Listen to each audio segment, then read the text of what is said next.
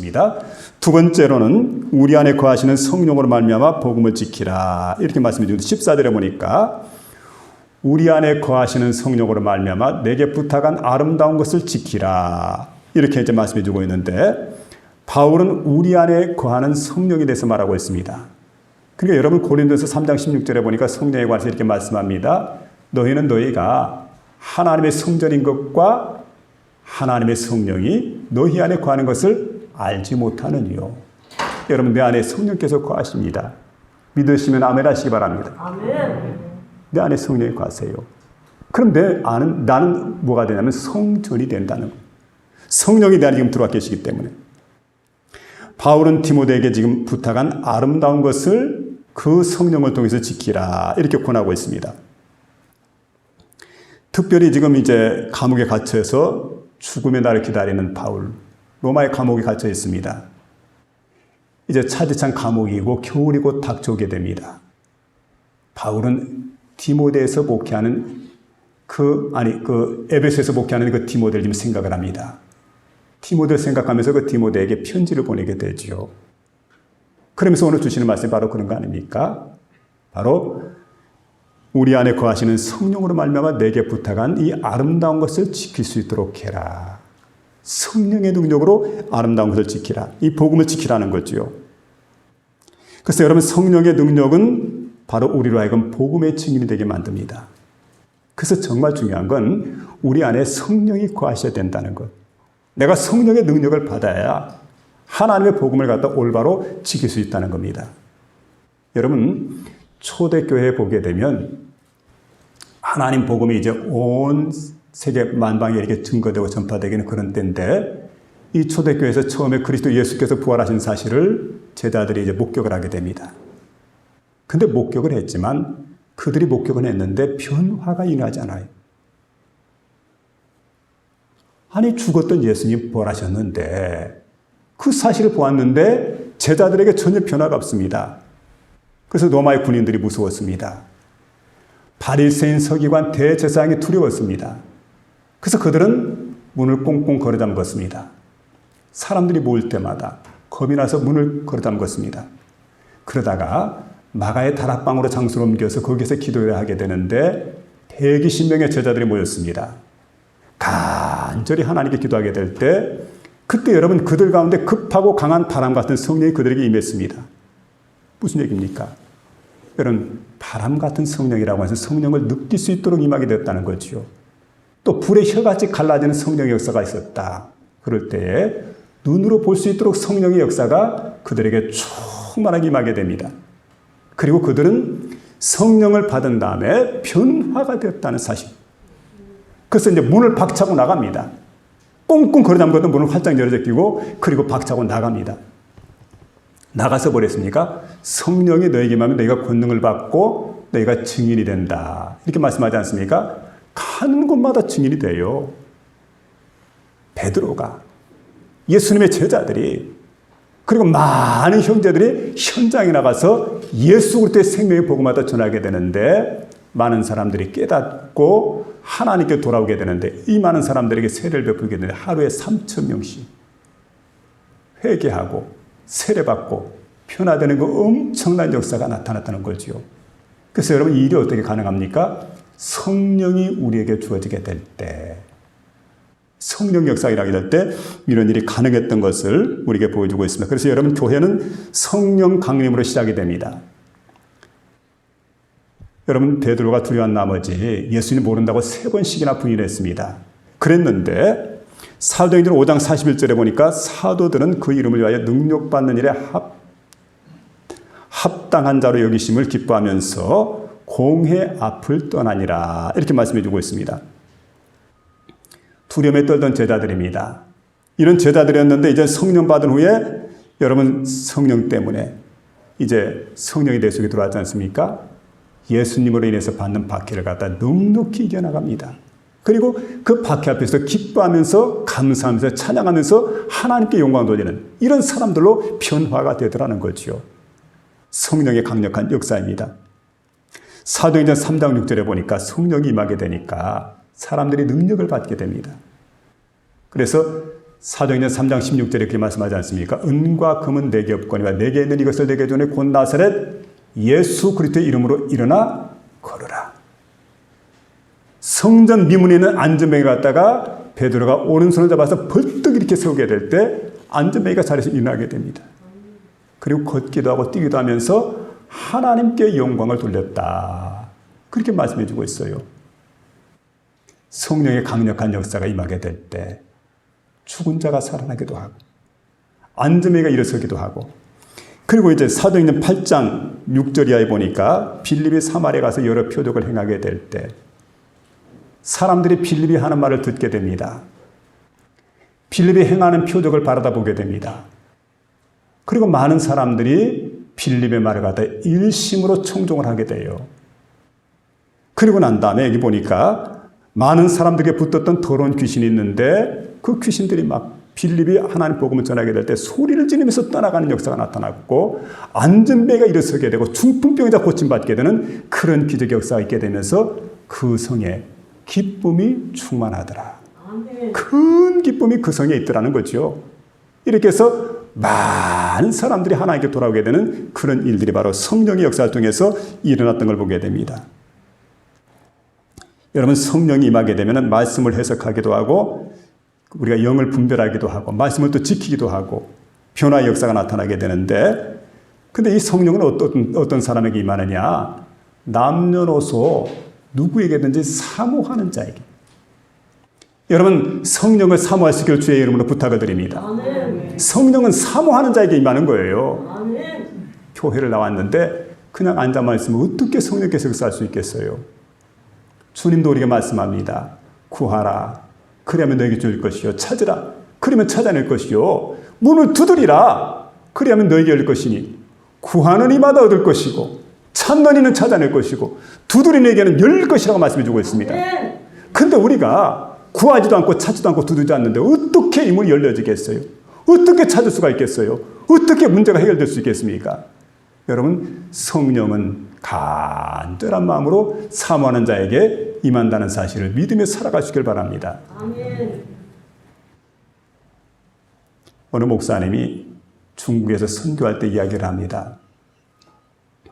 사모님이 어떤 질병 때문에 고생을 하는데, 여러분, 중국에서 약이 별로 없으니까 할 수 있는 일이 기도하는 일이다 생각을 하고는 목사님 사모님이 함께 손을 잡고 기도했는데 병이 안 떠나는 거예요.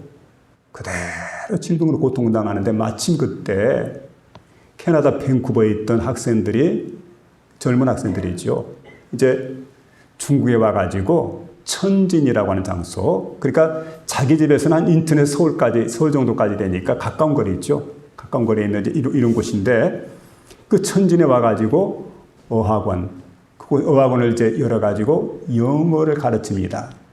중국 사람들이 영어를 가르치고 하나님 복음도 전할 목적으로 이렇게 와 있던 아주 신실한 그런 청년들인데, 이 학생들이 어느 날 이 선교사님 목사님에게 이렇게 방문했습니다.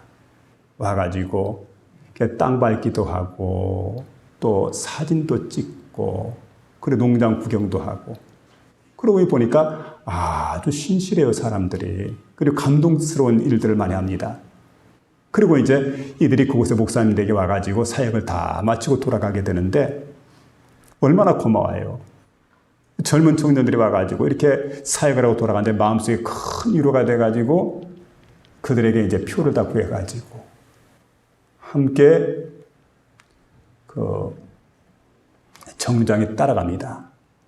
따라가서 그들에게 표를 다 나눠주면서 고맙다고 인사라고 돌려보내려고 하는데, 이 청년들이 하는 얘기가, 목사님, 사모님, 우리가 목사님, 사모님에 의해서 아무것도 준비한 것이 없는데 함께 축복송을 좀 불러드리겠습니다. 그러라고. 그러니까 이 두 분을 앉혀놓고 쭉 둘러서가지고 축복송을 부르게 되는데 그들의 눈에 눈물이 송골송골 맺혀 있어요. 정말 진심 어린 마음으로 축복송을 다 불러주고 그래 배웅을 해서 다 떠나보냅니다. 근데 돌아오는 길에 사모님이 이렇게 얘기해요. 이상합니다. 여보, 몸이 좀 가벼워진 것 같다고. 좀 차도가 있는 것 같다고. 그러더니 하룻밤 자고 나더니 그 다음날 깨어나다고 그래요. 다 나았다고. 그러니까 우리가 생각해 볼 때 여러분, 성령의 역사를 생각할 때 어느 때만 성령이 임하게 됩니까? 특별히 우리가 이제 아주 기도를 많이 하고 또 어떤 집회를 한다든지 뭐는 특별한 일이 있을 때 성령의 역사가 임하는 걸로 생각하는데, 사랑하는 마음으로, 간절한 마음으로 축복성을 이렇게 불러주는 그 순간에도 성령의 역사는 임하더라는 거지요. 여러분, 식사 기도할 때도 얼마든 성령이 임할 수가 있어요. 그러니까 우리가 어떻게 해야 됩니까? 언제나 마음속에 사모하는 마음을 좀 가져야 돼요. 간절한 마음. 그래서 여러분, 복음을 지킬 수 있는 게 바로 뭐냐? 하나님의 성령을 통해서 우리가 이 복음을 지킬 수가 있다. 본문은 그걸 우리가 말씀해 주고 있습니다. 세 번째로는 진실과 충성으로 복음을 지키라고 말씀해 주고 있습니다. 15절의 말씀 보면은 바울이 이제 로마에서 2번씩이나 투옥을 당합니다. 감옥에 2번째 갇히게 될 때, 자, 그때 아시아에 있는 모든 사람들이 바울을 배신해서 떠나가 버렸어요. 근데 여기 보니까 사람들의 이름이 나타나게 되는데 그 중에 부겔로와 허모게네가 있다. 근데 이 두 사람을 생각할 때 섭섭한 거예요. 이름을 직접 밝히지 않았습니까? 그럼 부겔로 허모게네라는 사람은 누굽니까? 중직자라는, 교회 중직자. 또 하나는 바울을 반대했던 대표자들입니다. 그래서 두 사람의 이름을 갖다 딱 기록했는데 부겔로와 허모게네. 여러분, 좋은 일이 아니죠. 나쁜 일입니다. 반대하는 일. 여러분, 선교사가 하나님 복음을 전할 때 섬기고 도와주고 함께 해줘야지 방해했어야 되겠어요? 그들의 이름이 여러분 명예스러운 이름이 아니고 불명예스러운 이름이 되는 겁니다. 그러면서 그들은 이제 바울에게는 이제는 능력도 권세도 신도 다 떠나고, 그리고 이제 감옥에 갇혀있기 때문에 모든 게 끝장이 났다. 그리고 바울을 끝까지 반대를 합니다. 근데 여기 보니까 오네시보로라고 하는 사람이 나오는데 부겔로 허모게네하고는 완전히 반대의 사람입니다. 오네시보로는 바로 바울을 자주 찾아옵니다. 그리고 유쾌하게 했다는 게 뭡니까? 바울에게 용기를 순간순간 북돋아줬다는 거예요. 이런 훌륭한 사람. 그래서 그는 오네시보로는 에베소에 있는 그 사역자였는데, 에베소에도 충성스럽게 교회를 섬겼을 뿐만 아니라 로마에 와서도 바울이 지금 감옥에 갇혀 있는데 한 번도 부끄럽게 여기지 않고 자주 찾아와서 지금 바울을 방문해주는 그런 모습을 우리에게 보여주고 있습니다. 여러분, 사람들은 어려움과 고난이 닥치면은 하나님을 떠나버립니다. 형편이나 사정에 따라서 자주 변하게 됩니다. 우리가 하나님을 믿고 따르고 복받기를 원하지만은 여러분, 하나님 따라가면서 보니까 고난이 있어요. 십자가가 있어요. 고통스러운 순간이 닥쳐옵니다. 그러면 어떻게 됩니까? 다 버리고 하나님을 떠나는 이런 사람들이 얼마나 많은지 몰라요. 그 주님은 우리에게 말씀하죠. 주님 따라가려거든 각오해야 된다는 것. 아무든지 나를 따라오려거든 자기를 부인하고 제 십자가를 지고 나를 따를 것이니라. 여러분, 각오, 그 각오하고 주님을 따라가는 저와 여러분 될 수 있기를 부탁을 드립니다. 오네시보로의 믿음은 한결같은 믿음입니다. 신실한 마음, 충성스러운 마음. 그래서 여러분, 이 복음을 지킬 수 있는 것은 바로 오네시보로 같이 신실하고 충성스러운 마음, 한결같은 마음, 이것이 바로 복음을 지킬 수 있다는 거지요.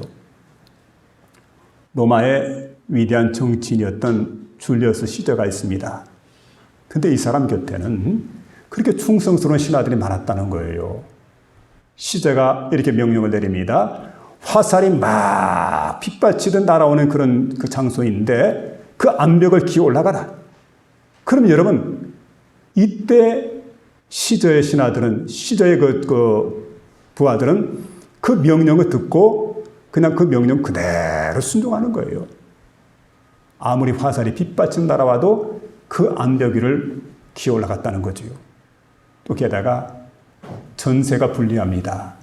그런데도 돌격 앞으로 할 때 칼과 창을 가지고 적진을 향해서 용감하게 뛰어들었다는 거지요. 그리고 그들은 전쟁을 하다 보니까 봉급도 제대로 받지 못하고 고향 생각이 나는 겁니다. 여러분 그럴 때 전열에서 얼마든 이탈할 수가 있어요. 얼마든 탈령할 수가 있는데 시저의 병사들은 탈령한 병사들이 없었다는 거죠. 그래서 초대 기독교인들이 기도할 때 그렇게 기도했다는 겁니다. 하나님, 시저의 병사들보다 하나님께 더 충성스러운 일꾼이 되게 해주세요. 여러분 참 중요한 거 아니겠어요? 그들은 그렇게 말로만 기도만 하는 게 아니었어요. 여러분 초대교회 교인들이 사나운 맹수와 싸워서 맹수의 밥이 되는 그런 순간에도 찬송하면서 들어갑니다. 그리고 화형을 당하는 그 순간에 얼마나 무시무시합니까? 그런 순간에도 여러분 담대하게 복음을 전하면서 그 길을 갔다는 거지요. 바로 그런 믿음의 사람들이었습니다. 사람들이 깜짝 놀랍니다. 로마의 병사들도 깜짝 놀라게 했는데 도대체 이 사람들은 누구냐 말이에요. 그들이 섬기는 분은 도대체 어떤 분이냐?